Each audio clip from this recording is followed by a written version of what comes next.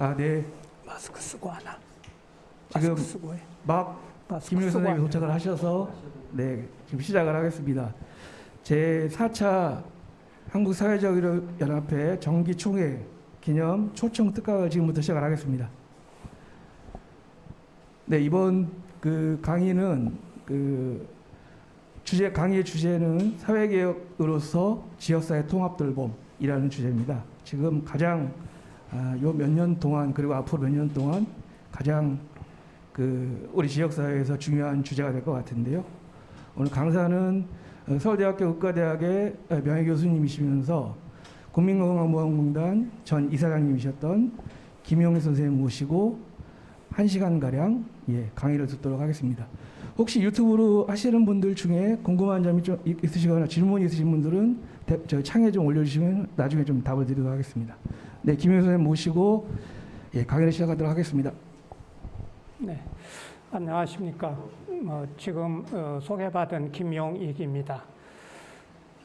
오늘 제가 그 친척 결혼식이 있어서 조금 늦었습니다. 죄송합니다. 마스크 벗고 벗고해도 괜찮겠습니까? 네. 네. 오늘 제가 이제 말씀을 드릴 주제는 사회개혁으로서의 지역사회 통합돌봄 이렇게 얘기가 되어 있습니다만 이제 전반적인 얘기가 지역사회 통합돌봄의 개념, 전략 이런 내용이 되겠습니다. 제가 이 지역사회 돌봄에 대해서 여러 곳에서 강연을 제법 여러 차례 했습니다만 오늘 강연이 이 지역사회 돌봄에 대해서 가장 잘 아시는 분들을 청중으로 해서 말씀을 드리게 될 것 같습니다. 여러분들은 그동안에 지역사회 돌봄을 몸소 실천을 하시고 또 여러 가지 경험을 얻으신 분들이십니다. 저는 이제 전공이 의료 정책이기 때문에 이 보건의료 정책적인 관점에서 또 사회정책적인 관점에서 지역사회 돌봄이 어떤 의미를 가지는가 하는 것을 꽤 오랫동안 고민을 해왔습니다. 이제 그런 서로 약간은 다른 배경에서 얘기를 시작을 했지만 두 흐름이 좋은 결합을 할 수 있도록 그렇게 이제 생각을 하면서 오늘 강연을 하도록 그렇게 하겠습니다. 우선 제가 말씀드릴 순서는 크게 이제 배경과 패러다임 전략 그리고 기대 효과가 있습니다. 우선 배경으로 치자면 이 배경은 여기 지금 들으시는 분들이 너무 잘 아시는 일입니다. 보건과 복지의 각 영역에서 이 지역사회 돌봄은 굉장히 오랫동안 논의가 됐고 많은 경험이 있습니다. 감염병, 비감염병 질환 관리, 여기서 이제 예를 들어서 결핵 관리, 나병 관리 이런 걸 우리도 60년대부터 해왔지 않습니까? 비감염성 질환, 고혈압, 당뇨병 관리를 커뮤니티 케어로 해야 된다. 이거 너무 익숙한 말씀이고 이 지역사회 돌봄을 하는 거에 뿌리 중에 하나가 정신보건입니다. 그래서 이 정신장애인들을 돌보는 이 과정에서 시설 수용이 아니라 지역사회 안에서 이제 커뮤니티 사이키아트리의 개념으로 해야지 된다. 이거 굉장히 이제 오래된 얘기입니다. 아동, 장애인, 노인 등을 시설 수용이 아니라 이제 집에서 돌보는 방향으로 가야 된다. 이것도 다양한 시도가 있었습니다. 요지는 목표는 뭐냐면 인권. 사실 이제 누구나 생각하다시피 시설 수용이 되고 공개되지 않은 장소에서 인권이 보장되느냐 하는 거 굉장히 의심스럽죠. 지금 현재 코로나의 상황에서 요양병원, 요양시설에서 갇혀진 문 안에서 무슨 일이 일어나고 있는지 여러 가지 이제 문제점들이 있는 것은 분명하다고 하겠습니다. 효과성, 효율성, 그러니까 지역사회에서 돌보는 것이 시설 수용을 해서 돌보는 것보다 훨씬 더 효과적이고 사회복귀가 잘 된다. 그리고 비용도 훨씬 싸게 맥힌다. 이것도 이제 널리 알려진 사실입니다. 그래서 이제 소위 시설화와 탈시설화, 병원이냐 지역사회냐 정신병원이냐, 지역사회 정신보건이냐, 노인 장애인들을 지역사회 돌보느냐, 안 하느냐, 또 요즘 요양 노인 장기 요양에서도 이게 시설 중심으로 가느냐, 재가 중심으로 가느냐, 이런 종류의 논란이 있었습니다. 이거는 이제 당사자, 조금 전에는 당사적인 관점에서 본 것이고, 최근 저출산 고령화 양극화되는 사회에서는 전통적인 돌봄 모형에서 누가 저 돌봄을 그동안에 제공해 왔느냐 하는 것을 다시 한번 돌아다보고 돌봄 제공자의 관점에서 쳐다보자면 그 돌봄이 크게 이제 네 종류의 돌봄을 우리가 생각해 볼 수 있습니다. 하나는 아동, 그러니까 보육 돌봄이죠. 아이를 키우는 돌봄입니다. 두 번째는 이제 노인 돌봄이고, 세 번째는 장애인들이 있을 경우는 장애인 돌봄이고, 그 다음에 환자가 있을 때는 저 간병이 문제가 됩니다. 그 중에 이제 아동 보육 돌봄과 환자의 간병 돌봄은 접근 방법이 조금 다르지만, 노인 장애인과 이제 소위 지역사회 돌봄의 그 두 가지는 지역사회 돌봄으로 이제 해결을 해 나가야 되는데, 저 네 가지 커다란 돌봄의 영역에서 공통적인 문제는 사실상 말은 이제 뭐 자식들이 이렇게 표현을 하지만 그게 사실은 그 여성의 부담이 대부분이라는 것이죠. 여성이 아이를 키우고 여성이 아버지, 시아버지, 시부모를 모시게 되는 것이고, 엄마가 장애인 아들을 모시게 되는 것이고, 환자가 생겼을 때 또 아들, 딸, 며느리가 주로 이제 딸 며느리들이 저 환자를 돌보게 되는 것입니다. 저 관계를 놓고 솔직히 얘기를 해보자면 여성의 복지와 저 노인의 복지, 장애인의 복지 등등은 저게 기량적인 관계에 있다는 거예요. 안타고니스틱하다는 거죠. 그러니까 그 집안의 노인이 편히 지내려면 어떻게 됩니까? 며느리나 딸이 희생을 해야지 되는 관계인 것이죠.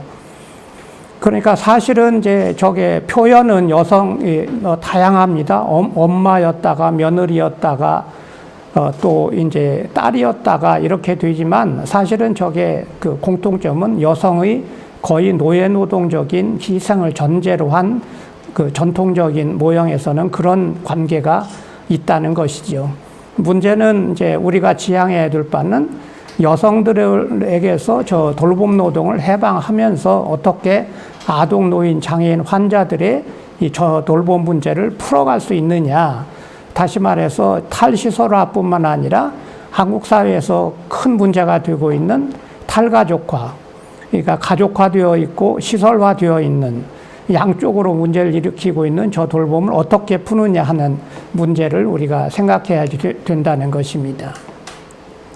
그동안에 이제 우리 그 사회연 그룹들도 이제 많이 노력을 했고, 또 저도 지난 4년여 동안 이 건보공단 이사장을 하면서 저 지역사회 돌봄을 많이 얘기하고 이제 강연도 하고 또 정책 제안도 하면서 의제로 이제 만드는 노력을 했고, 이제 복지부나 정치권에서도 저 통합돌봄 얘기를 하게 됐습니다. 그러니까 아젠다 설정 정도는 되어 있고, 그 다음에 복지부나 행안부 등등에서 지금 선도사업, 시범사업으로 이제 모형을 형성하는 중에 있습니다. 그러다가 이제 정권이 바뀌어서 이제 새로운 국면을 맞이하게 됐는데, 저 노인 장애인을 돌보는 저 문제는 워낙 그 시대적인 과제이기 때문에 새 정부에서도 저거를 무시할 수는 없을 것이다, 이제 이렇게 생각을 하고 있습니다. 이 추진 동력은 이제 점점 확대해 나가는 중이고, 또한 저도 이제 앞으로 제가 할 수 있는 그 모든 노력을 다해서 이 지역사회 통합 돌봄을 동력을 점점 더 만들어가는 노력에 이제 저도 이제 투신을 좀 할 생각을, 각오를 가지고 있습니다. 그래서 이제 지역사회 통합 돌봄은 사실 고령사회와 이제 밀접한 관계가 있는데, 아마 기원을 보자면 몇 가지 기원인데, 하나는 아까 얘기한 정신보건 관계였고요. 두 번째는 이 아이를 낳을 때 말하자면 이제 이제 보건의료 쪽에 익숙한 용어로 하자면 모자보건, 그 MCH에 그 기원을 두고 있습니다. 혹시 이제 책을 보신 분들도 있겠는데, 콜더 미드와이프라고 되어 있던가요? 그 영국에서 그 런던의 그 빈민가에서 아이를 낳을 때 이 가정 방문을 하는 그 산파들의 그 이제 조산원들의 이야기를 쓴 건데, 이 얘기가 굉장히 재미있습니다. 기회가 되시면 한번 보시면 좋겠고요. 그런 종류의 그 전통적인 뿌리에다가 이제 고령 사회가 이제 접근해 가면서 서구 사회에서도 이 커뮤니티 메디슨에 대해서 본격적인 그 제도화 관심을 가지게 되었고, 일본도 그 전철을 밟았습니다. 일본은 지금 이제 초고령 사회로 가는 사회에 있기 때문에 지금 일본에 가서 이 고령 사회 대책을 본 사람들이 굉장히 많죠. 한국도 지금 이제 그 단계에 접어들고 있다. 이렇게 이제 배경 설명을 드릴 수가 있겠습니다. 예. 그 시간이 많지 않아서 좀 말을 빨리 하고 있습니다만, 익숙하시기 때문에 뭐 충분히 그 이해하시리라고 믿습니다.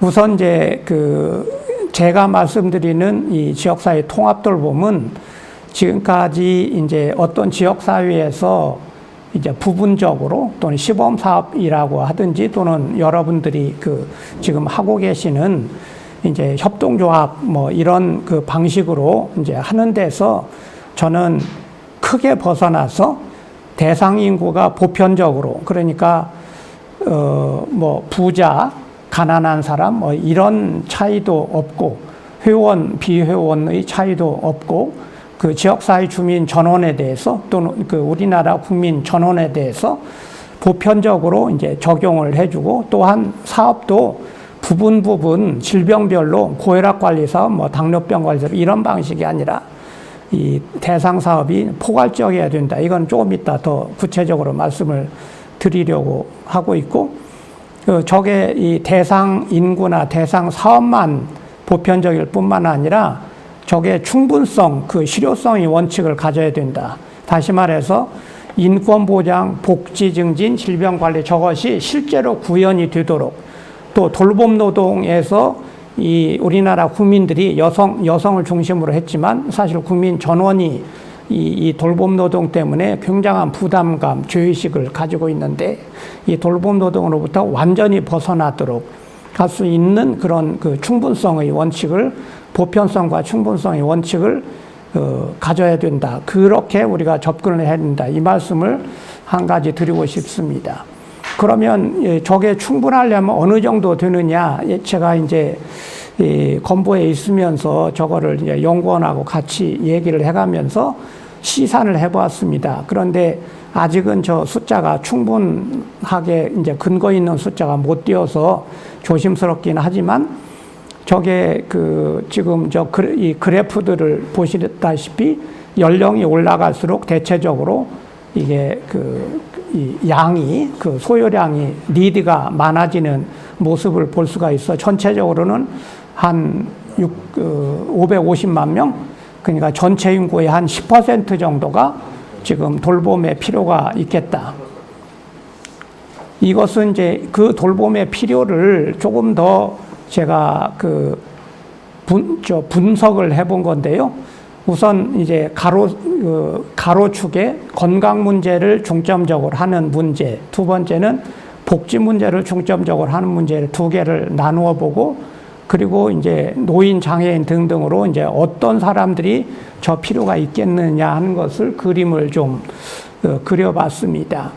노인은 저게 약 100만 명, 이제 단위는 퍼슨 이어입니다. 인년인데, 퍼슨 이어 개념으로 했을 때 노인은 약 100만 명, 신체 장애인이 약 84만 명. 그 다음에 이제 중증 질환자 중에 수능을 하는 사람은 굳이 방문을 할 필요가 없기 때문에 컴플라이언트 하지 않은 사람을 따져보면 약 200만 명. 그러니까 약 드세요라고 찾아가 줘야 될 사람을 따지는 거죠. 그런데 저 사람들은 주로 의학적인 접근이 필요하기 때문에 건강 문제 쪽으로 이제 그래프가 가 있는 거고요. 저 노인이나 장애인들은 주로 복지 문제 쪽으로 그 돌봄이나 사회복지 그 요구와 더하기. 그러나 저 노인 중에 상당한 수는 또 돌봄, 건강 문제도 동시에 가지고 있고 신체 장애도 당연히 그렇기 때문에 그래프를 이제 저렇게 그려 본 것입니다. 이 영유아 임산모 중에도 그 굳이 방문을 안 해도 되겠지만 사실은 저 MCH의 전통도 있지만 사실은 임산부가 임신을 한 여성들에 대해서는 한 번씩은 방문을 하는 것이 원칙이겠습니다. 정신질환자 중에도 컴플라이언트 하지 않은 사람은 굳이 찾아갈 필요가 없겠지만 그렇지 않은 논 컴플라이언트 사람을 는 반드시 이 정신질환자는 방문이 필요합니다. 감염병, 결핵 등등. 그 다음에 이 와상 환자, 누워있는 환자들, 예를 들어서 중풍이라든지, 이제 힙 조인트가 문제가 있다든지, 이런 분들은 이제 찾아갈 필요가 있지 않겠습니까? 또 조기 퇴원을 한 환자를 가서 조기 퇴원을 한 대신 이제 퇴원 후 관리, 수술 관리를 해주는 경우, 그 다음에 생애 말기 환자, 호스피스, 이것도 사실은 집에서 그 호스피스 케어를 받을 수 있으면 가장 좋은 것이겠지요. 그래서 이런 형태로 이제 그 생각을 해보면, 이제 그 이해가 이 커뮤니티 케어의 니드가 어느 정도라는 것을 이해를 좀 할 수가 있겠습니다. 그래서 이제 돌봄 중심, 그 소위 수발 중심으로 가는 부분과 관리 중심, 진료 중심 이렇게 나누어 보면 각각 약 200만, 250만 그리고 이제 100만 이렇게 해서 아까 말씀드린 약 550만 정도의 전국적인 그 니드가 있겠다 이렇게 추정해 볼 수 있고 저런 그 수치를 제가 제시하는 이유는 대개 그 아까 얘기한 대로 보편성과 충분성을 가지고 우리가 사업 구상을 할 때, 전국적인 제도 구상을 할 때 어느 정도 규모의 얘기를 하고 있느냐 하는 거를 생각을 해야 되기 때문에 이런 숫자를 지금 만들어 본 것입니다. 아마 저 숫자를 보고 저런 그림을 보시면 이제 우리가 해야 될 과제에 대해서 조금은 좀 머릿속에 그려지는 바가 있을 것이라고 생각을 합니다. 그런데 저거는 진짜 단순화한 것이고 이거는 이제 노인일 때도 절대로 그 노인이 그렇게 단순하지 않다. ADL 장애가 있는 사람이 경우에 따라서는 만성질환이 있을 수 있고 뭐 만성질환 더하기 퇴원 직후에 환자도 있을 수 있고 여러 가지 겹치는 부분이 있을 수 있다. 이거에 대해서는 지금 저보다 여러분들이 훨씬 더 그동안의 경험에 의해서 느낌이 오실 것이라고 생각을 합니다. 복합 니드를 소위 이제 그 복합 니드를 가진 그 경우가 굉장히 많다. 2중, 3중, 4중의 복합 니드를 갖고 있는 경우가 많이 있겠지요. 그래서 이제 어떻게 하면 그러면은 그 탈가족화, 탈시설화를 할 수 있느냐 이 말씀을 지금 드리려고 하는데 이게 서양에서는 워낙에 그 가족 돌봄을 서양도 예전에 했을 거 아닙니까? 그랬는데 이거를 그 가족 돌봄을 푸는 방식으로 시설 수용을 한 것이지요. 그러니까 그 우리가 18세기, 19세기에 그 의학사 책에 나오거나 또는 영화에서도 나오는 이 정신질환 환자의 수용시설, 어사일럼, 이런 거를 생각해 보면 정신질환자들을 전부 수용을 했던 거예요. 노인도 수용을 했죠. 비슷하게 빈민도 수용을 했거든요. 그렇게 수용을 하다가 보니 뻐꾸기 둥지를 하는 그 영화처럼 이제 그런 사태가 벌어진 거예요. 탈시설화의 운동이 벌어졌죠. 그런데 탈시설화를 하면 저거는 반드시 가족화로 되돌아가는 방식이어서는 안 되고 일단 탈가족화를 하기 위해서 탈시설화를 했는데 그 탈시설을 하는데 그때 다시 재가족화가 되어서는 안 되기 때문에 커뮤니티 케어를 하는 그런 과정을 서양에서는 겪었어요. 그런데 한국은 상황이 어떠냐 그러면 어정쩡한 시설화가 되어 있고 대부분의 그 환자나 노인, 장애인들은 가족화된 상태로 남아있는 거예요. 결국은 한국은 이 가족화와 그 시설화의 문제를 동시적으로 가지고 있다. 이렇게 지금 상황을 이해를 하시면 되고, 그러니까 이게 어떤 현상이 벌어지냐면 가족화된 상태에서의 이 언매트 니드하고 시설화된 상태에서 언매트가 니드가 있기 때문에 전형적으로 그 시설 수용을 했다가 거기서 때가 되면 또 법적으로도 규정이 있기 때문에 때가 되면 탈시설 퇴원을 시키고 가족으로 잠깐 갔는데 가족들이 받아줄 수 없기 때문에 다시 또 재입원을 시키는 소위 회전문 현상이 벌어지는 거죠. 그러니까 이 가장 전형적인 거는 저 현상은 정신 그 질환자에서 정신병원과 이 가족 사이에 이 리볼빙 도어 페노메논이 일어나고 있습니다. 그러니 지금 탈시설화를 주장을 해도 탈시설해서 지금 어떻게 하겠습니까? 지금 아무 데서도 받아줄 데가 없는데 이런 이제 상태가 있는 거죠. 그러니까 탈시설화를 지금은 주장할 수도 없는 이 상황에 지금 있다는 거죠. 저거는 지금 장애인들 경우에도 정신장애인뿐만 아니라 신체장애인의 경우에도 저 상태가 지금 그대로 있는 것이고 노인 문제에 대해서도 저 문제가 지금 있는 거거든요. 방식이 어떻게 되느냐, 이 고민이 지금 지역사회 통합돌봄을 어떻게 제도를 만드느냐. 그러니까 탈시설화를 지금 시킬 수가 없기 때문에 시설 수용이 되어 있는 사람들 중에는 굉장히 많은 부적절 입원, 부적절 입소가 있다.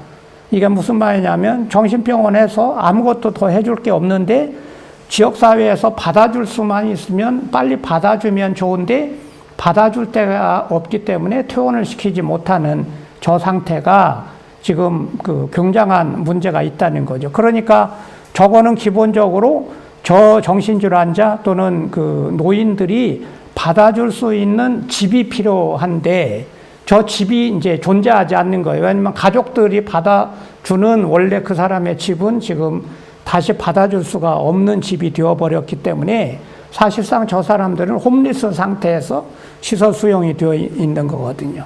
이런 문제를 이제 봐야지 된다는 거고, 그러니까 이 탈가족화는 지금 돌봄의 모든 영역에서 저게 문제가 됩니다. 그러니까 영유아에 대해서는 보육 체계를 만들고 무상보육, 공공보육, 양질의 보육 체계를 만들어 줘야지 되는 것이고, 그리고 지금 이제 보육 시간이 너무 짧기 때문에 특히 초등학교 그 저학년들은 뭐 오후 3시면 끝난다면서요. 그러니까 이제 이렇게 되니까 저게 보육 체제를 할 수가 없기 때문에 지금 어떤 현상이 벌어지냐면 초등학교 끝나고 나오면 어딘가에 학원을 또 보내야지 되는, 그러니까 태권도 가르칠 필요도 없는 아이를 태권도 학원에 보내거나 미술 학원에 보내거나 피아노 학원에 보내고 있는 거거든요. 이 보육 대체 그 사교육들은 저게 전부가 다 보육을 지금 보충하기 위한 그 비용으로 지불이 되고 있다. 이렇게 이해를 해야 됩니다. 환자 부분은 일정 부분은 지역사회 돌봄으로 해결할 수 있죠. 조기 퇴원하는 방식으로. 그렇지만 저게 간호간병 서비스가 돈을 주고 지금 사야 되기 때문에 저 간호간병제 통합 서비스를 지금 그 추진하고 있는데 간호사 인력 부족이나 여러 가지 여건 때문에 지금 추진이 계획대로 되지는 못하고 있습니다. 그러나 어쨌든 저걸 해야 된다고 하는 이제 필요성 부분은 이제 분명히 인식이 된 것이고 앞으로 이제 그 지속적으로 저 문제는 풀어나가야 된다고 봅니다. 노인장애는 이제 지역사회 돌봄으로 이제 풀어야 되는데 그러면은 그 이제 탈가족화가 이제 그를 지역사회 돌봄은 어떻게 할 수 있느냐? 그러면 저거는 그 만약에 그 이제 노인이든 장애인이든 아동이든 저게 그 재가 상태에 있으려고 하면 충분한 숫자의 방문이 필요한 것이고요. 동시에 방문 방식으로 하는 게 있고 두 번째는 돌봄 노동을 이제 밖에 나가서 의뢰처럼 학교에 가듯이 이제 낮 시간 동안에 나가 있는, 그러니까 어린이집이나 유치원이나 학교처럼 노인 장애인들도 밖에 나가서 이제 8시간씩 있다가 올 수 있는 두 가지 방식, 그러니까 인바우드 방식과 아웃바운드 방식으로 저걸 풀 수 있는 방식이 있다. 세 번째는 제3의 주거 공간 자체를 만들어서 아예 노인 복지주택, 장애인 복지주택 이런 식으로 집을 짓는 방식이 있을 수 있다. 이렇게 이제 그 탈가족화, 그러니까 시설화가 되지 않는 탈가족화의 방식. 그 시설화가 시설화가 되는 경우에 탈시설화 하면서 이 가족화는 재가족화는 되지 않는 방식. 이거를 찾는 방식은 저런 방식이 있을 수 있다.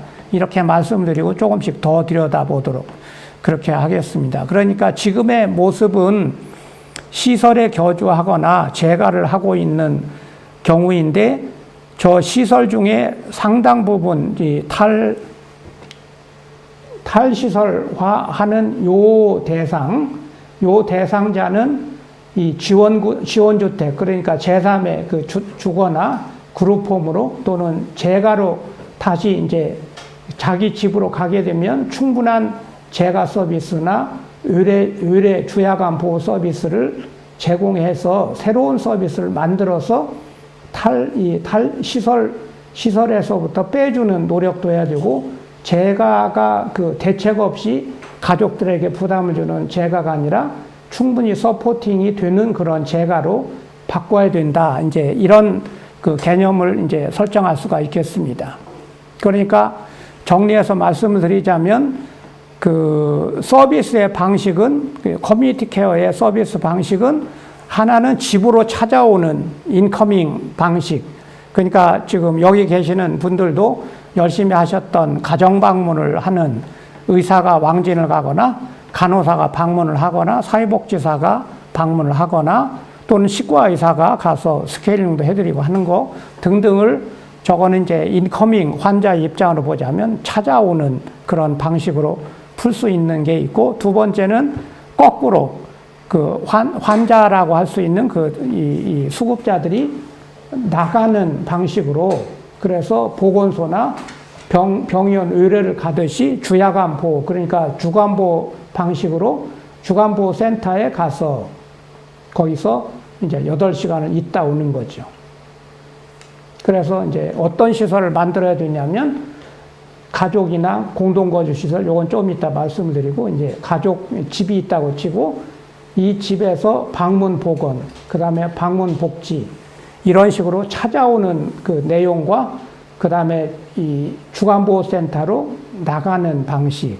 그래서 여기서 8시간 동안 그 노인이나 장애인들이 여기 가서 시간을 보내고 오실 수 있으면 여기 있는 이 돌봄을 제공해왔던 가족들은 8시간이 풀리게 되니까, 그러니까 집에 아동도 있고 노인도 있다고 하더라도 그 아동은 학교나 유치원, 어린이집에 갔다가 오고, 노인은 낮 시간 동안 주간보호센터에 가서 거기서 여러 가지 요법도 하고 노래도 부르시고 8시간 있다가 와주면 그 집의 며느리나 딸들은 완전히 풀려나가는 거 아니겠습니까?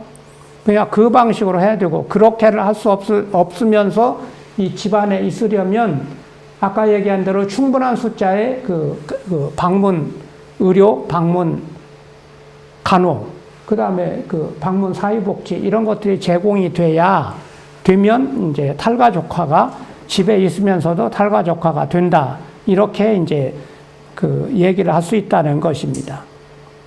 여기서 다시 한번 리마인드를 시켜드리자면, 저거가 그냥 어느 동네 또는 무슨 시, 무슨 군에서 그 잘하고 있다, 이런 사례가 있다 정도가 아니라 전 국민이 모두 저런 혜택으로 돌봄에서 풀려나도록 노력을 해야 된다. 이것이 전 국민 이제 돌봄 체제를 갖추자고 하는 이제 말의 요체가 되겠습니다. 그러니까 이거는 큰 그림을 그려야 된다. 이제 이렇게 말씀을 드리는 거죠.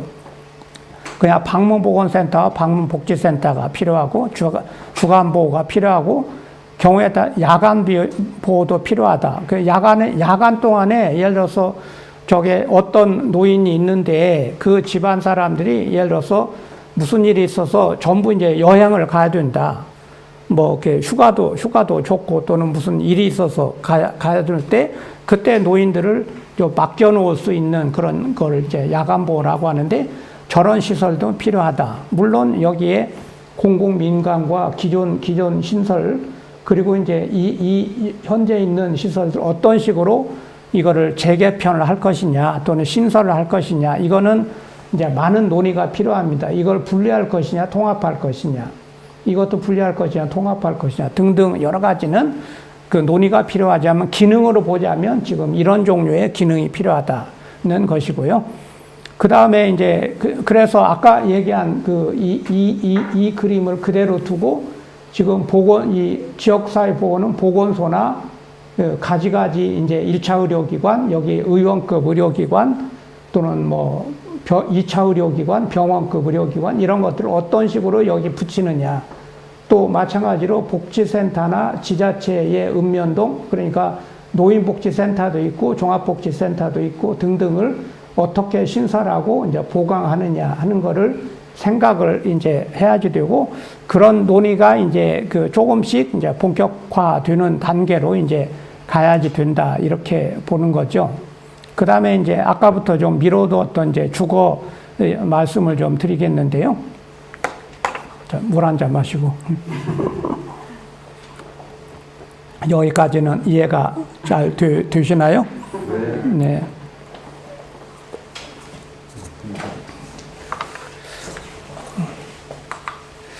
이게 이제 사실 그게 급성기 병원을 주거의 한 형태라고 생각하는 사람은 없겠지만, 그게 무슨 말씀이세요? 이럴 것 같지만, 잘 생각해 보시면 병원마다 급성기 병원을 주거로 삼고 누워 계시는 환자가 적지 않이 있습니다.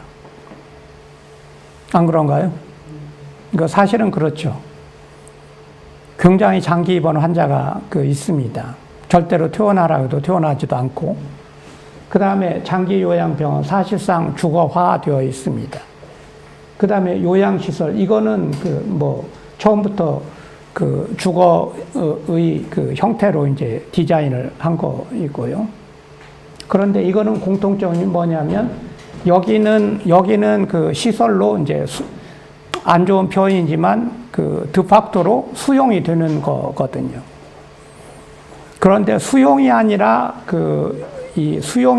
자기 인생을 가지고 정말 집으로서 살려고 하면 그 집의 형태를 가지고 있어야 된다. 그래서 그거의 한 형태가 이제 그룹홈 같은 것도 집의 형태라고는 생각할 수 있습니다. 사실은 요 그룹홈은 이제 요양시설에 가깝기는 하지만 이거는 강제로 들어가 있거나, 예를 들어서 그룹홈에 사는 장애인들의 경우 또는 노인들의 경우 자기 물건도 그대로 가지고 있고 자기 옷을 가지고 또 거기 있는 사회복지사나 이런 분들이 생활을 보살펴 주는 형태로 사는 것이죠. 그래서 이거는 명칭을 이제 홈이라고 하는 집이라는 뜻을 집단 주거를 하는 공동생활을 하는 그런 집으로 이제 생각을 하는 것이고요. 그 다음에 이제 가족이 있는 주택과 독거노인이 있는 주택, 이런 것들은 조금 대책이 다르기 때문에 이제 이건 진짜 집이지만 요거는 좀 구분해서 지금 그림을 제가 그려봤습니다. 그리고 요 지원주택은 이제 설명을 해야 되는데, 이거는 복지시설이 붙어 있는 독신자 아파트, 이쯤 이제 생각을 하시면 되겠습니다. 그러니까 노인 독신자 또는 노인 2인 가구, 또는 장애인 독신자, 장애인 2인 가구, 이런 형태의 기본적으로 독신자 아파트이면서 장기 임대주택. 그러니까 이제 더하기 여기에 몇 가지의 복지 프로그램이 붙어 있어서 여기 있는 사람들은 이 복지의 혜택을 같이 보는 이런 형태의 주거를 얘기를 하는 것입니다. 요 부분을 좀 확대해서 이제 보도록 하겠습니다. 이거는 이제 제가 이제 코로나 좀 전에 일본에 가서 이제 방문을 하고 찍은 사진을 좀 정리한 건데요. 여기 이런 큰 집이 있습니다. 이건 아파트인데요. 들어가 보면 이런 식의 이제 복도에 방들이 쭉 있고, 여기는 지금 이분이, 이거는 부부가 사는 경우였어요. 이분 상당히 좀 인텔리였었는데, 이제 여기가 침대가 있고 여기가 간단한 거실이 있습니다. 평수는 한 10평이나 그런 정도가 되는 그런 이 두 분이 사는 그런 주택이었습니다. 요거는 굉장히 작은데요. 이거는 이제 임대주택으로 들어와 있는 거죠. 1층에 가면 이런 공동의 거실이 있었습니다. 이거는 이제 이런 카페 같은 형태고, 여기서 가족들도 만나고 그 입주자들이 여기 이제 서로 만나서 교류도 하는 그런 코먼룸이 있었어요. 그 다음에 두 번째는 여기 식당이 있습니다. 여기서 이 입주자들한테, 여기 있는 입주자들한테 하루 세끼 밥을 해줍니다. 그러니까 본인은 여기서 밥을 먹을 필요가 없고, 이 방에는 부엌은 없습니다. 그러니까 샤워장과 화장실 정도가 있고, 커피나 끓여 먹을 정도의 게 있고, 이 먹을 일은 여기서 해결을 해줍니다. 하루 세끼 밥을 먹는 거죠. 그 다음에 여기는 이거 당직실인데요. 이 당직실에서는 여기 지금 그 24시간 당직을 하면서 이 사람들이 한밤중에 무슨 일이 있어서 병원에 그 입원실처럼 그 호출 버튼을 누르면 여기서 쫓아와 줍니다. 그러니까 이 사람들은 밤중에 무슨 일이 생겨도 혼자서 당할 그럴 염려는 없는 거죠. 게다가 이 사람들이 지금 여기 이 스크린이 이게 뭐냐면 점점점 있는데, 이게 이 방을 그 모니터 하는 것입니다. 이게 그 CCTV 방식이 아니고 여기에 IoT 방식으로 센서들이 곳곳에 붙어 있어 가지고 이 노인네가 예를 들어서 그 1시간 동안 꼼짝 안 하고 움직임이 없다 그러면 경적이 울리면서 사람이 이제 당직이 쫓아가는 거예요. 이 침대에도 이게 그 침대가 요 센서가 붙어 있어서 이 자다가 이게 뒤척거리지 않으면 또 이제 요 당직이 쫓아가 주는 거예요. 그러니까 이 사람들은 이제 그 점에서 안심할 수 있죠. 그러니까 이제 이 고독할 염려, 결식을 할 염려, 그 다음에 혼자서 고독사 할 염려, 이런 거가 없는. 그러니까 여기다가 그 경우에 따라서는 체력 단련실 뭐 이런 것도 있고요. 뭐 러닝머신 뭐 이런 종류의 운동 시설. 그다음에 이제 공동에 일본 사람들은 이게 욕조가 있어야 되기 때문에 그 1층에 이제 이 집도 1층에 그 대중목욕탕 같은 그런 이제 욕조가 있어서 원하면 여기 내려와서 목욕도 할 수 있는 그런 시설을 갖추고 있었어요. 그러니까 제가 보기에는 3가지 중요한 기능은 요 거실, 그 다음에 식당, 그 다음에 당직실, 요거가 있으면서 이제 영구 임대주택 겸 독신자 아파트, 요런 개념의 사회주택을 우리나라 사람들의 중산층, 서민, 그 중하층까지도 구할 수 있는 가격으로 이제 공급을 해줘야지 되는 거죠. 지금도 부자들은 이 시설이 있죠, 우리나라도. 그런데 실제로 여러분들이 우리 부모도 좀 모셔볼까 하고 알아보면 아마 대부분은 아이고 이거 너무 비싸서 안 되겠는데 이렇게 되는 거죠. 그게 아니라 이게 충분한 숫자를 저가로, 염가로 공급을 해야 된다. 어느 정도냐 그러면 이게 서양에서는 이게 어떻게 연결이 되냐면 국민연금을 받아서 저 임대주택으로, 노인복지 임대주택으로 들어갈 수 있는 연결이 가능해요. 근데 우리나라는 국민연금이 그 액수가 되질 않기 때문에 그래도 이제 우리나라에 40대, 50대 정도면 집이 한 채씩은 있을 거다. 그러면 그 집을 팔거나 전월세를 주거나 아니면 이 주택연금, 그러니까 영목이지 방식으로 주고 저거를 하도록 이 가격을 낮추는데, 다행히 우리나라는 요새 욕을 많이 먹었지만 LH 같은 조직이 있기 때문에 LH가 장기임대주택의 한 형태로 저소득적 장기임대뿐 아니라 이게 이 노인과 장애인을 위한 장기임대주택, 그러니까 장기임대주택에 들어가는 기준이 소득 기준뿐 아니라 연령 기준이나 장애 기준으로 이거를 제공할 수 있으면 제가 보기에는 상당히 이제 해결할 수 있을 것으로 제 짐작이 아니라 LH하고도 협의를 해보니까 이제 가능성은 상당히 높습니다. 이게 덴마크는 얼마나 했느냐? 그러면 이게 중요한 건데요. 덴마크의 경우에는 노인의 10%를 했다는 거예요. 그러니까 노인의 10%면 우리나라 노인이 지금 830만 정도가 되기 때문에 지금 그 80만 채고 조만간 여기 100만 명이 1000만 명이 넘어가거든요. 그러면은 우리 같으면 저런 정도의 그 노인 복지주택을 100만 채를 지어야지 된다. 신체 장애인들은 어떤 형태의 그 임대주택을 저거를 그 설계를 해야지 되느냐? 예를 들어서 제가 이제 그 덴마크 갔다 노르웨이 갔더니 이 그 시각 장애인들을 위한 지원주택을 지어놓고 있더라고요. 그러니까 이제 그 장애인 쪽 장애복지 전공하시는 분들하고 상의를 해보니 이제 다양한 그 장애인을 위한 임대주택 모델들도 있다.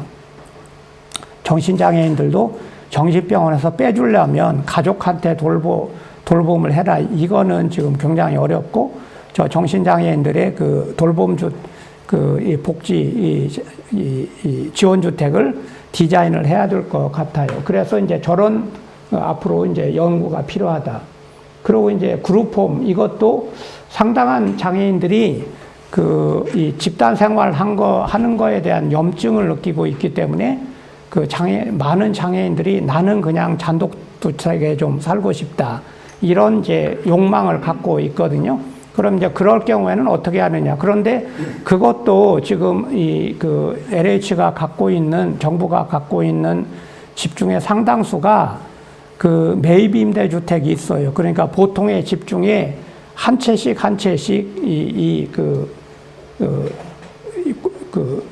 공공주택으로 갖고 있는 게 있다는 거예요. 그래서 그런 부분을 조금 개조를 하면 충분히 그런 수요도 충족할 수가 있을 것 같다. 이게 조금만 더 연구를 하면 그 솔루션은 저는 나올 것이라고 이제 생각을 합니다. 주택 소유를 추정해 보면 이거는 이제 실제로 이제 이제 건보연구원에서 이걸 하도록 해보니 노인 주택이 한 64만 호, 정신질환자가 한 2만 호 정도 하면은 좋겠다. 우선 현재 수요는 저렇다는 결과가 있었다는 점 정도 말씀을 드리고요. 그 다음에 그러면은 반드시 저기를 가지 않는 분들은 어떻게 하느냐? 그러면 저거는 주택 개조 사업을 해주는 거예요. 이거는 제가 이제 주택 개조 사업 쪽으로 이제 요거는 덴마크 노르웨이에서 찍어온 겁니다. 예를 들어서 이제 서양 사람들 이런 계단이 있는 일이 많기 때문에 이 난간을 붙여줬잖아요. 근데 저는 우리나라 노인들이 사는 주택에도 이런 난간을 벽 옆에다가 붙여줄 필요가 있습니다. 그럼 그거 잡고 안심하고 다닐 수 있고요. 그 다음에 서양 사람들은 카페트를 깔지만 우리는 카페트 익숙하지 않으니까 좀 푹신한 장판.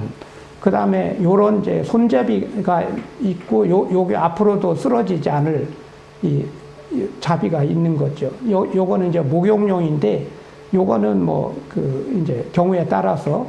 그런데 이 화장실을 고치고 이런 날카로운 모서리 부분을 패드를 붙여서 머리를 부딪혀도 뇌진탕 오지 않을 정도의 그런 개조를 하는 거는 내가 볼 때는 별로 돈이 드는 거는 아니거든요.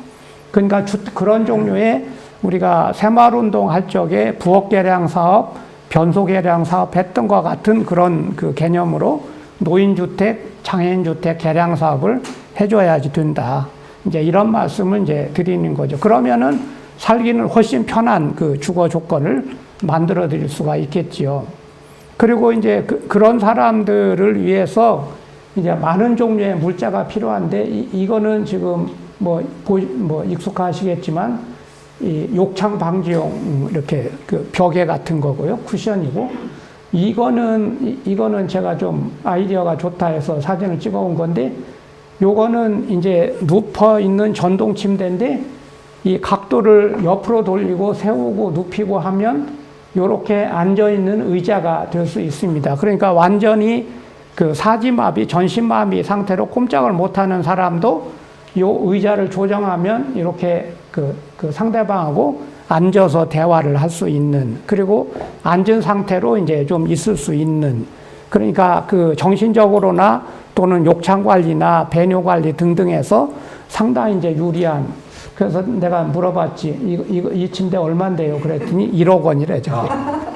그런데 이제 그래서 이게 그 덴마크 노래 사람들이 내가 건보공단 이사장을 열심히 막 그 보여주고 한 이유가 그래 너희들이 이런 거 팔아먹으려고 지금 나를 대접을 하는구나 이제 그렇게 생각을 했지. 근데 뭐 그거는 이제 그거고 어쨌든 이제 그 앞으로 근데 이런 거를 우리나라에서 못 만들 하등의 이유가 없죠. 이거 만들어서 예를 들어서 뭐 돈 1,000만 원에 공급을 할 수 있다 그러면 얼마든지 우리도 사줄 수 있지 않습니까? 그러면 얼마나 그 삶의 질이 올라가겠어요. 이제 그런 그 시간이 많이 됐죠. 네, 지금 그래서 이거는 물자인데요. 이 물자인데 이거는 지금 다양한 그 보행기입니다. 그 밖에도 다니고 안에도 다니는. 그런데 이제 이거를 이제 이 사람들은 이거는 이 휠체어 종류고요. 요거는 가지가지 그 이 도구들입니다. 여기는 이제 미끄러지지 않는 판, 미끄러지지 않는 요 접시. 그다음에 요거는 파킨슨 환자들도 잡을 수 있는 그런 종류의 디자인을 한 이제 그 나이프 포크 같은 거거든요. 이런 도구를 다양하게 전시를 해놓고 그 장애인들이 가서 새로 이제 장애가 생긴 사람들이 가서 물리치료하고 사하고 상의를 해서 이 중에 가장 자기 몸에 맞는 거를 골라서 이거는 이 대출을 해주는 거예요.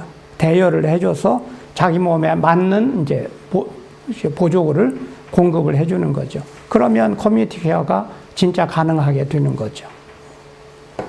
예, 물론 의족도 있고요. 이제 이런 형태로. 그래서 이러면은 이게 엄청난 그 산업이 발전을 하겠다. 당연하지. 왜? 아까 이 침대, 센서 있는 침대를 좀 이렇게 보여준 거예요. 이 속에 센서들이 붙어 있어 움직임을 보조하는 거예요. 여기서 모니터하고 있죠. 요거는 뭐냐면, 요게 때가 되면 약이 떨어져요. 그 치매 노인도 약을 못 드시잖아요. 그 약이 요 함에서 약이 떨어지면서 약 드시라고 소리를 질러주는 거예요. 그래서 약을 드셔 요거를 갖고 그러면 이제 해결이 되는데 만약에 그래도 안 듣고 약을 안 드시면 이 당직에서 쫓아오거나 심지어는 독립가옥에 사는 사람도 보건소에서 쫓아와서 약을 드시게 하는 거예요. 그러니까 이거는 지금 굉장히 그 활발하게 적용이 되고 있어요. 이제 일종의 그 전자 디스펜서, 뭐 전자 투약기 요 정도로 이제 번역할 수 있겠는데 요거는 그러니까 아침 저녁 약이 다르더라도 요게 알아서 떨어뜨려 주기 때문에 그렇게 이제 세팅을 해 놓은 거예요. 그냥 각종 이제 요거는 일본에 가서 찍어온 이제 재택의료 센터의 이제 사진입니다. 그래서 이제 기대 효과는 뭐가 있느냐? 보건복지의 혁신적인 개혁이 일어나겠죠. 이게 그 인스티튜셔널 케어에서 커뮤니티 케어로 변화하는. 그 다음에 공공 부분의 인력 시설을 이제 좀 개편을 해야 될 거 아닙니까? 이게 당연히 지금 저런 일을 하려면 이게 공공 부분이 좀 선도를 하고 민간 부분이 보완하고 그렇지만 이제 여러분들처럼 이제 소위 제3섹터에서 일을 하는 이 부분에 대해서는 이제 적극적으로 지원을 하고 이런 종류의 그 정책을 이제 펼쳐서 전반적으로 공공성이 높아지는 그런 쪽으로 가야 됩니다. 그러면 건강보험과 요양보험도 획기적으로 개혁을 해야 된다. 지금은 요양보험에서는 수발 위주로 해야 하는데 그러면 수발하는 그 예를 들어 건보 직원들도 어세스먼트를 하기 위해서 평가를 하기 위해서 등급 판정하느라고 가서 보면 집이 나쁘다든지 이 사람들이 이분이 지금 가족 관계가 굉장히 안 좋다든지 이분은 그 누군가가 간호사가 와서 좀 케어를 해줘야 되겠다든지 하는 거를 알고는 있지만 할 수 있는 방식이 없는 거죠. 앞으로 이제 통합 돌봄이 되면 수발만 들어주는 게 아니라 사회복지사가 와서 이 집안의 소득 문제가 이런 문제가 있고 이 집안의 가족 관계에 이런 문제가 있고 하는 거를 분석해서 대책을 만들어주고 의사나 간호사 뭐 등등이 방문해가지고 이 문제를 풀어주는 식으로 효과는 올리면서 지출을 절감해주는 방식으로 갈 수 있다는 거예요. 그 다음에 이게 국가가 고용이 늘어났고 당연히 사업비가 증가하면 조세 수입도 증가한다. 다시 이제 들여다보면 이게 건강한 노인, 능력 있는 장애인을 만들어 놓을 수가 있기 때문에 이게 노동력이 증가하게 되는 거예요. 그 다음에 여성들을 풀어줄 수 있기 때문에 자유로운 여성들이 일을 할 수 있는 식으로 이 경활 인구로 비경화에서 경활로 이게 움직이게 되는 거죠. 비경활 노인, 비경활 장애인, 비경활 여성이 생산 가능 인구 쪽으로 이제 들어가게 될 수 있다. 반면에 또한 동시에 일자리가 생긴다. 왜냐하면 아까 얘기한 사회 서비스 일자리, 예를 들어서 5만 개의 그 주거, 이 5만 개의 이 주간보호센터가 생긴다. 그러면 거기에 그 작업요법사를 한 명씩만 써도 5만 개의 작업요법사 일자리가 생기는 거거든요. 그런데 100만 채의 그 주택과 복지주택과 이 5만 개의 일자리, 여기에 지금 밥 해줄 사람, 경비 서줄 사람, 운전해 줄 사람, 그 당직 서줄 사람, 이런 사람이 취직이 되면 일자리가 생긴다는 거예요. 그럼 이제 그 사람들이 누가 취직할 거냐? 여기 이 사람들이 여기 취직할 거거든. 그런 식으로 이제 그 선순환 구조를 그릴 수 있다. 그리고 이게 그 이중 생계 부양을 하게 되니까 맞벌이 체제가 되니까, 왜냐하면 해방된 여성들이 취업을 하게 되면 맞벌이 하는 거잖아요. 그러면은 노동력 분배는 올라가고 산업은 발전한다. 그러니까 그래서 이게 실제로 이게 노인들이 부양받는 노인이 부양하는 노인으로 이게 바뀌게 되면 노인 부양비는 획기적으로 줄어듭니다. 예를 들어서 65세가 노인이 아니라 75세가 노인인 것으로 실제로 10살 동안 일을 더하게 되면 노인 부양비는 절반으로 줄어들게 돼요. 왜냐하면 부양의 분문자에 있던 사람들이 분모로 내려가기 때문에 저게 획기적인 변화를 하게 됩니다. 그림자 노동이 임금 노동으로 변화를 하게 될 것이고, 그런데 주간보호시설이 무려 5만 개 필요해지고요. 아까 100만 개 집, 뭐 이런 식으로 이게 변화를 하게 된다. 그래서 이게 전국민 돌봄 노동은 곧 돌봄 경제의 그 메커니즘으로 작동을 할 거기 때문에 이게 이제 큰 이 방향으로 갈 수 있고, 예전에 이 고령 친화 산업이 앞으로 이제 크게 발전을 시켜야 될 그 상황인데, 이거로 보자면 그 수요가 굉장히 큰 수요가 있다, 이런 것입니다. 그리고 이제 이거는 그런 그 활동을 하기 위해서는 반드시 공공병원도 추가로 더 줘야 되고, 공공요양병원도 추가로 줘야 되고, 공공복지시설도 추가로 지어야 되는데, 그거가 토목공사 하는 거에 비하면 정말 세 발의 피다, 이런 거예요. 그러니까 이 고속도로 1km를 짓는데 여러분들 이 단가가 얼마쯤 들 것 같아요? 고속도로 1km를 짓는데 1km. 이 단가가 300억 원입니다. 300억 원? 그러면은 요양병원을 이 서울에서 대전 가는 200km 정도의 고속도로면 공공병원을 25개 지을 수 있어요. 그 다음에 공공요양병원을 400개쯤 지을 수 있어요. 요양시설은 1000개쯤 지을 수 있어요. 이게 무슨 말이냐면, 고속도로 한 개만 포기하면 우리나라 보건복지 인프라는 아주 간단히 해결이 된다라고 하는 거예요. 지금 공공병원이, 움직이는 공공병원이 30개에서 40개 정도 아닙니까? 서울에서 대전까지 가는 고속도로 하나면 2배가 된다니까?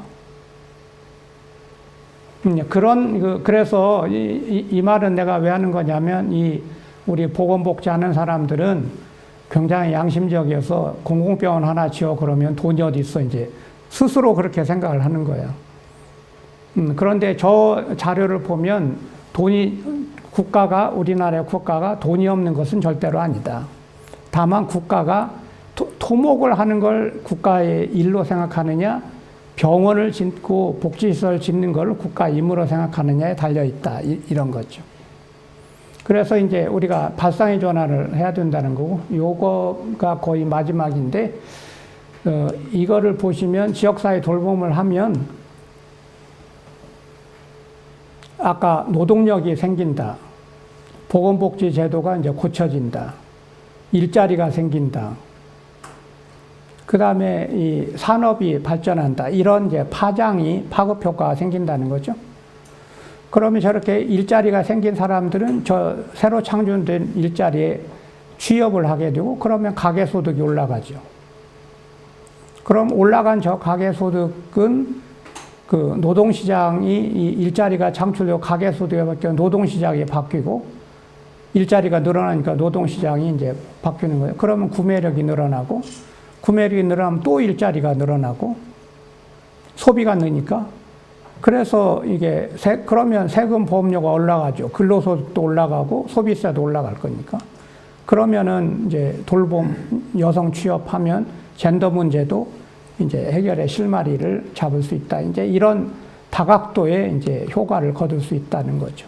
근데 문제는 아까 얘기한 대로 국가가 너무 사회 분야를 경시하고 그 공공시설이나 공공고용 늘리자고 하면 정부 실패론을 앞세우게 되고, 또 민간 부분에 각종 이제 병원부터 복지시설이 저항할 거고, 이제 이런 문제고, 특히나 이제 그 정권이 바뀌었으니까 저런 문제가 이제 또 조금 더 기승을 부릴 거다. 그러나 이제 우리는 그 사회개혁을 그 목표로 해서 그 10년, 20년 지속적인 노력을 해야 되고, 과학적 분석을 해야 되고, 운동주체들이 이제 논의 단결을 그 해야지 된다. 이렇게 이제 말씀을 드리겠습니다. 정책 변동은 어떻게 일어나느냐 하는 게 킹든 모델이라고 굉장히 유명한 정책 모델이 있는데, 이 사람 말을 저는 굉장히 저 자신이 이런 현상을 꽤 경험을 했기 때문에 이렇게 된다는 겁니다. 이 사람, 그 정책 문제는 계속 문제의 흐름이 있다는 거예요. 그러니까 그 노인 문제, 저출산 고령화 문제, 뭐 여성 문제, 돌봄 문제, 이런 종류의 사회 문제는 계속 존재한다는 거죠. 동시에 이 정책 대안의 흐름이 있다는 거예요. 이걸 어떻게 하면 풀 수 있다. 이런 종류의 설왕설래가 있다는 거죠. 지금 이 자리에 계시는 이 사회위원회 멤버들도 이 정책 대안 흐름을 구성하는 그 멤버들입니다. 나도 저 중에 한 사람인 거죠. 저런 게 있어요. 그런데 저게 만나지를 못하고, 이게 끊임없이 이제 이렇게 평행선을 긋고 있다가 어느 날 번개가 번쩍 튀는 거예요. 이렇게 튀는 거예요. 폴리티컬 스트림이 튀어, 번개가. 주로 이제 저게 뭐냐면 정권 교체할 때 저런 현상이 벌어진다는 거예요. 이제 문재인 정부가 출범할 때 저런 종류의 폴리티컬 스트림을 기대했지. 그래서 저렇게 되면 번쩍하고 튀면서 이 문이 열려. 정책의 문이. 저 폴러시 윈도우가 열린다고 하는 거야. 그런데 저 폴러시 윈도우는, 그래서 저 폴러시 윈도우를 통해서 이 정책이 이제 아웃컴이 나오게 된다. 이런 거예요. 근데 저 폴러시 윈도우는 오랫동안 열려 있지는 않아요. 조만간 닫혀요. 그런데 아마 이번 대선의 이 폴리티컬 스트림은 저 정책의 문을 닫게 할 수도 있어요. 하는 이제 이것으로 이제 제 말씀을 마치겠습니다. 감사합니다. 네. 시간이 많이 지났지만 그 분량 때문에 어쩔 수가 없었어요. 네, 감사합니다. 네, 우리 저희 김혜수 선생님 너무 강의 감사드리고요. 그 강의하시는 중에 지금 유튜브로 거의 한 41분 정도 지금 들어오셨고, 줌으로도 한 15분 정도 지금 같이 하고 계시고요. 이 유튜브 채널은 저희 이 내용은 계속 놔둘 겁니다. 그러니까 시간이 안 되셔서 혹시 못 보시는 분들이나 주위에 좀 많이 좀 알려주시면 좋겠습니다. 그 질문이 지금 들어왔는데요. 제가 좀 그것 좀 말씀을 좀 드리겠습니다.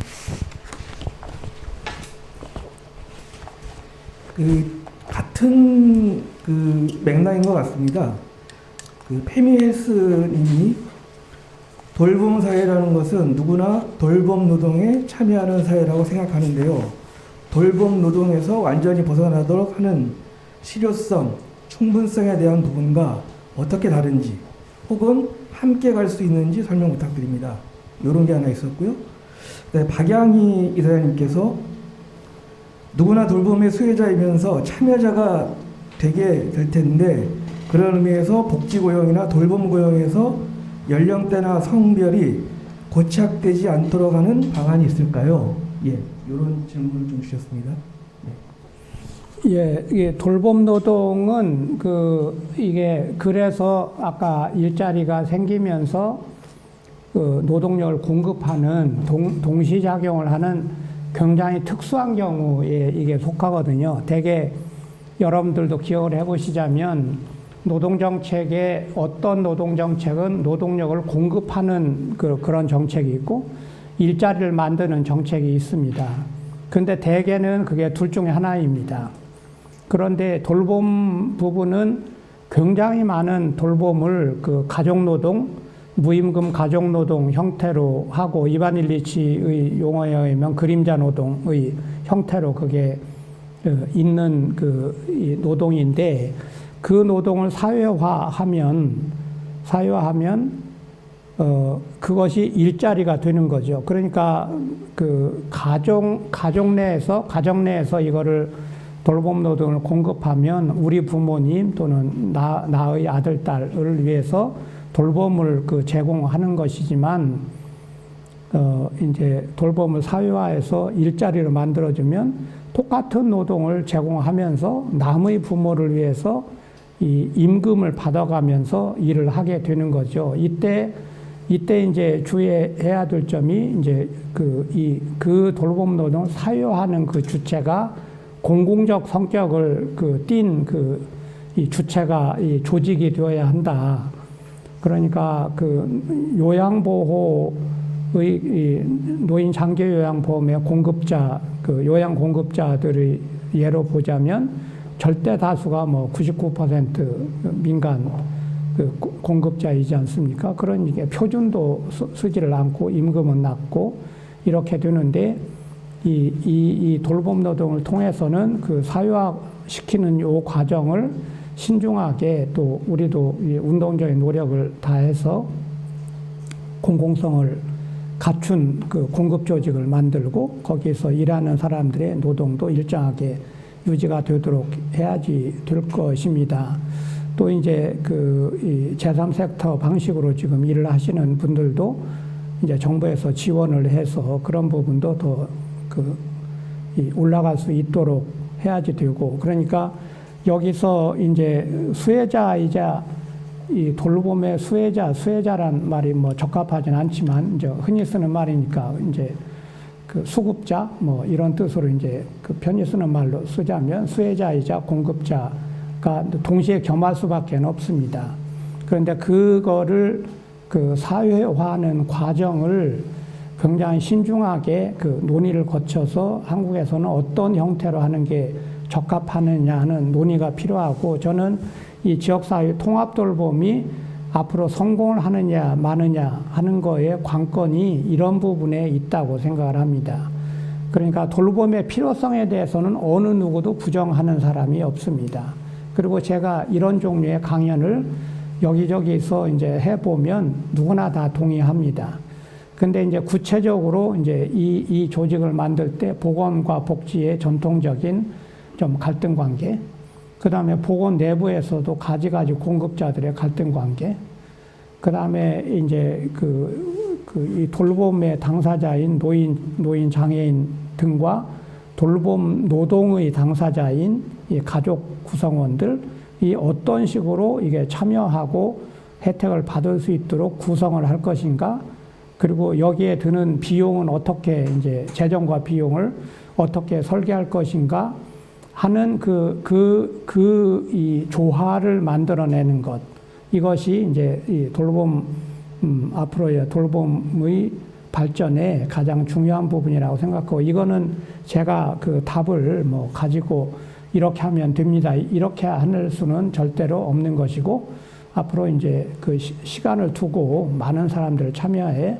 논의를 거치는 이제 그런 작업을 해야 될 것이라고 생각하고, 제가 앞으로 지금 한 5년이든 10년이든 제가 활동을 하는 기간 동안에 그런 일을 이제 해볼 생각을 좀 갖고 있어서 여러분들과 같이 노력을 해보겠다, 그런 말씀도 아울러 드립니다.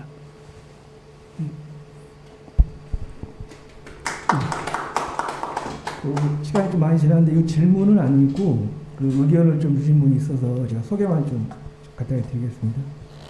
지역사회 의료센터 민들레님이 좋은 강연 감사합니다. 작업치료사로서 대입개발센터에서 일할 수 있는 기회를 언급해 주셔서 특별히 더 감사드립니다. 라고 해주셨고요. 이어서 아직 강의에 이런 내용이 있었는지 모르겠는데, 하지만 작업요법사는 일본 영어이니 작업치료사라고 불러주세요. 라고 정확히 좀 말씀을 해주셨습니다. 예, 네. 앞으로는 계속 작업치료사로 부르도록 하겠습니다. 감사합니다. 네, 강의도 감사드리고요. 말씀드린 대로 그런 유튜브 채널이 계속 남아 있으니까 계속 좀 봐주시면 될 것 같고요. 우리 교수님께서 뭐 마지막으로 한 말씀 하시는 게? 네, 그 시간이 많이 지났습니다. 그러나 저는 이제 오늘 이 강연은 제가 좀 특별히 생각을 하고 참석을 했습니다. 왜냐하면 아까도 말씀드렸다시피 저는 이제 보건의료 정책을, 원래 제가 의료관리학을 전공을 했기 때문에 보건의료 정책을 전공으로 이제 공부를 한 사람입니다. 반면에 지금 이 들으시는 많은 분들이 그 사회적 의료 협동조합 운동을 하면서 방문도 하시고 또 이 사의련의 이 회원이 되는 병원들도 이 커뮤니티 케어에 상당히 방문 진료를 열심히 해오신 그런 그룹 아니겠습니까? 그러니까 제가 갖지 못하는 이제 현장에서의 경험, 또 느낌, 이런 것들을 여러분들은 가지고 계시는 분들일 것입니다. 그래서 앞으로 제가 이 지역사회 통합돌봄이 이제 정책으로서 전국민 돌봄, 또 전국민 국가 책임제, 이런 식으로 될 수 있는 그 노력을 하려고 하고, 그때 이제 여러분들은 또 그 다른 그 경험과 그 지식을 가지신 분들로서 같이 협업을 해나가는 그런 이제 구상을 갖고 저도 오늘 강연을 그렇게 했습니다. 앞으로 많은 그 서로 간에 도움이 있기를 바라겠습니다. 네, 감사합니다. 네. 1시간 넘는 시간 동안 강해 주신 저희 김학수 선생님께 다시 한번 감사 말씀드립니다.